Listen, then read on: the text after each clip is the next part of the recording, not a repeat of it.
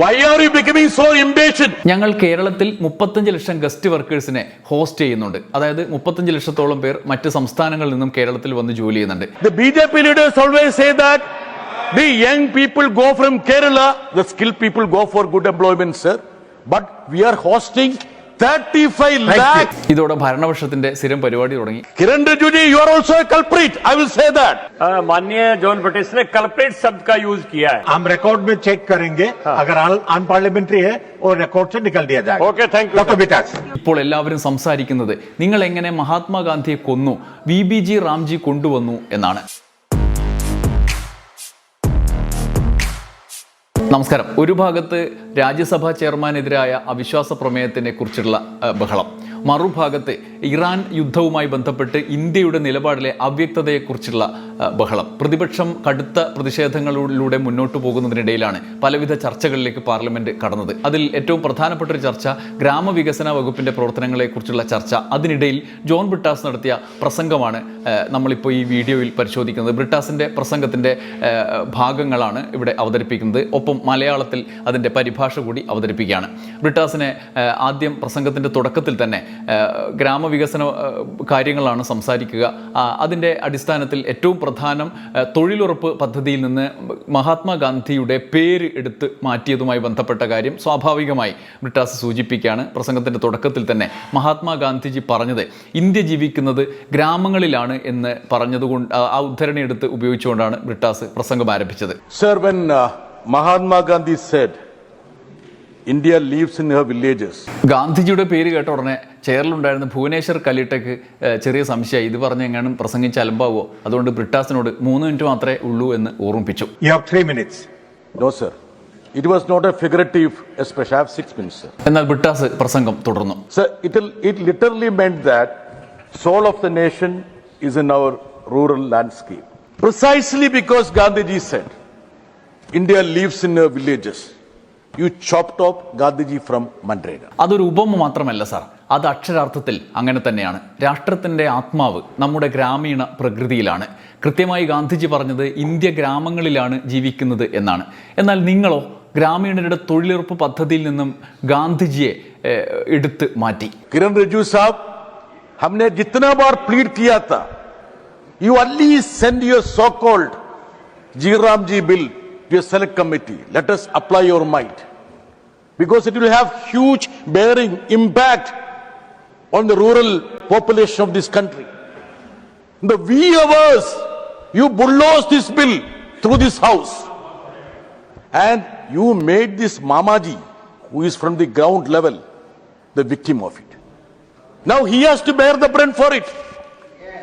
A chief minister who understood the grassroots, he is throwing all the flag from the nation, from this house.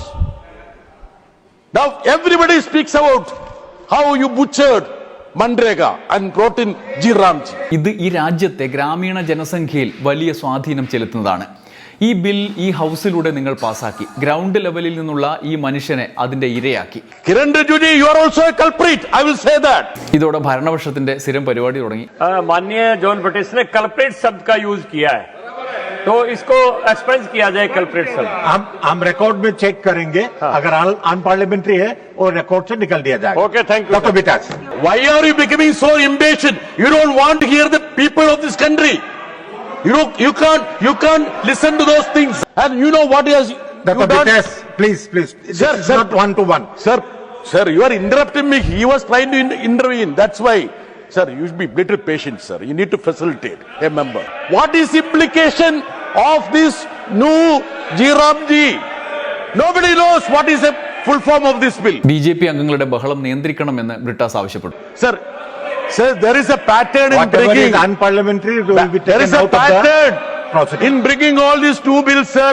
We from the South India don't understand what is the meaning of this bill, sir. ഇപ്പോൾ എല്ലാവരും സംസാരിക്കുന്നത് നിങ്ങൾ എങ്ങനെ മഹാത്മാഗാന്ധിയെ കൊന്നു, VBG Ramji കൊണ്ടുവന്നു എന്നാണ്.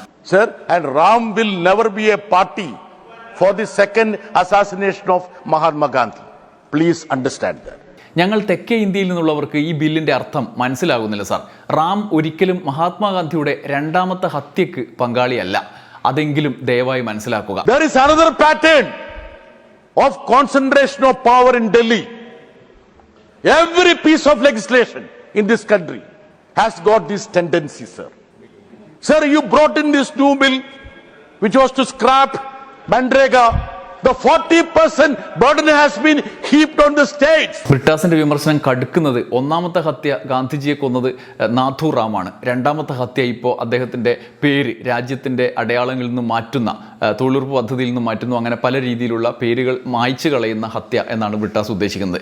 അദ്ദേഹം തുടരുന്നത്, ഡൽഹിയിൽ അധികാരം കേന്ദ്രീകരിക്കുന്ന മറ്റൊരു പാറ്റേൺ ഉണ്ട്. ഈ രാജ്യത്തെ എല്ലാ നിയമനിർമ്മാണ സഭകളിലും ഈ പ്രവണതയുണ്ട്. നിങ്ങൾ ഈ പുതിയ ബിൽ കൊണ്ടുവന്നത് Mahatma Gandhi national rural employment guarantee ആക്ടിനെ, മഹാത്മാഗാന്ധി ദേശീയ ഗ്രാമീണ തൊഴിലുറപ്പ് നിയമത്തെ ഇല്ലാതാക്കാനാണ്. പദ്ധതിയുടെ 40% ഭാരം സംസ്ഥാനങ്ങളുടെ മേൽ കെട്ടിവെച്ചു. Now, on the one count, you garner resources which are not part of the revisee pool. Cess and surcharge.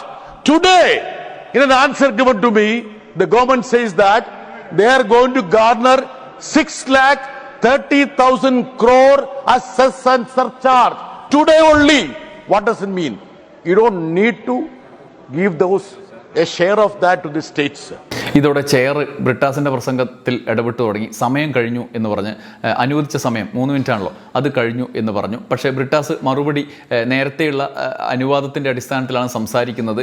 2 ബില്ലുകൾ കൂടി അനുവദിച്ചതിൻ്റെ അടിസ്ഥാനത്തിൽ ചെയർമാൻ ഇത് സമയം കൂടുതൽ 3 മിനിറ്റ് കൂടി എടുക്കാം എന്ന് പറഞ്ഞതായി അദ്ദേഹം പറയുന്നുണ്ട്. സംശയം ഉണ്ടെങ്കിൽ ഓഫീസറോട് ചെക്ക് ചെയ്യാൻ കൂടി പറഞ്ഞിട്ടുണ്ട്. The rural distress which you cannot discard or dismiss, sir. The rural distress, sir. I am allowed by the time is over, sir. I am allowed. Time sir, is over. Sir, Your time please is understand, over. sir. I am allowed 2 minutes more. Sir, please ask them.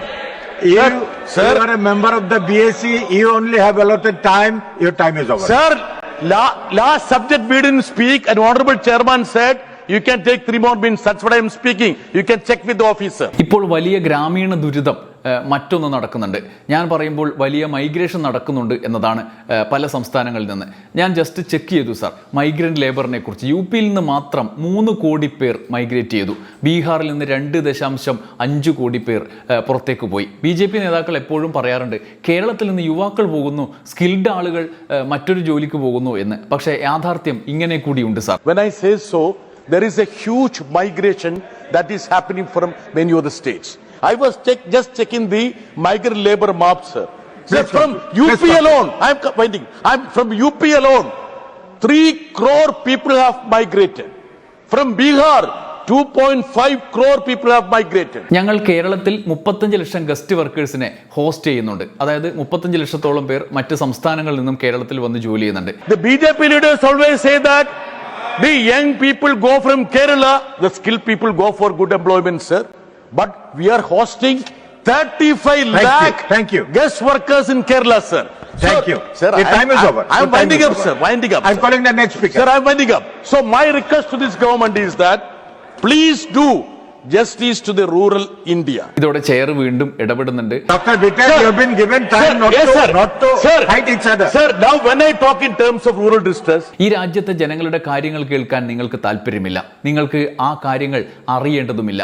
ഞാൻ ഗ്രാമീണ ദുരിതത്തെക്കുറിച്ച് സംസാരിക്കുമ്പോൾ ഞാൻ കേൾക്കുന്നത് എപ്പോഴും ഈ so called slogan, India ലോകത്തിലെ 4ാമത്തെ വലിയ സമ്പദ് വ്യവസ്ഥയാണ് എന്നതൊക്കെയാണ്. it is actually below Sri Lanka. We are lagging behind Sri Lanka. They forget the facts, sir. Sir, I am bringing 1 or 2 statistics, sir. Sir, under NSAP, Be fast. there are 3 sub-schemes, sir. Sir, you know what is the contribution? The contribution of the center for the Indira Gandhi National Old Age Pension Scheme is 200 rupees, sir. And for the Indira Gandhi National Disability Pension Scheme is hardly 300, sir. Sir, for these distressed people, they pay peanuts, sir. Other speaker is waiting. Your time is over.